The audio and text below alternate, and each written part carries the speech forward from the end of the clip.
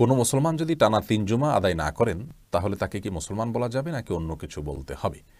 এ বিষয়ে রাসূল আকরাম সাল্লাল্লাহু আলাইহি সাল্লামের হাদিসগুলোকে আমরা একত্র করলে দেখতে পাই, কোনো কোনো হাদিসে তিনি বলেছেন ৩ জুমা কেউ তরক করলে আল্লাহ রাব্বুল আলামিন তার অন্তরকে মোহর মেরে দেন। অর্থাৎ তার অন্তরে ভালো মন্দ নিরূপণ করার ক্ষমতা আর থাকে না, সেটা নিষ্ক্রিয় হয়ে যায়। এটিকে মুনাফিকের অন্তরে রূপান্তরিত আল্লাহ তাআলা করে দেন। এই ব্যাখ্যা করেছেন ইমাম মানাবী রাহিমাহুল্লাহ সহ অনেক মুহাদ্দিসিন ইকরাম। কোনো কোনো বর্ণনায় পাওয়া যায় যে টানা ৩ জুমার কথা তিনি বলেছেন, অর্থাৎ লাগাতার যদি কেউ ৩ জুমা তরক করেন তাহলে সেক্ষেত্রে তার জন্য এই ভয়াবহ বার্তার কথা নবী সাল্লাল্লাহু আলাইহি সাল্লাম জানিয়েছেন। একজন মুসলমানের জন্য এটা অত্যন্ত বড় ধরনের সতর্ক বার্তা। তার অন্তরে হেদায়েত গ্রহণে অনুপযুক্ত হয়ে যাওয়া, এটি তার জীবনে সবচাইতে বড় দুঃসংবাদ বলা যেতে পারে।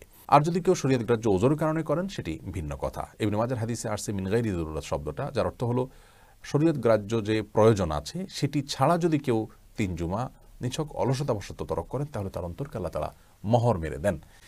এখন এই অন্তরকে মোহর মেরে দেয়া বলতে কি লোকটি বেঈমান হয়ে যায়? এ ব্যাপারে বিশুদ্ধতর মত হলো না।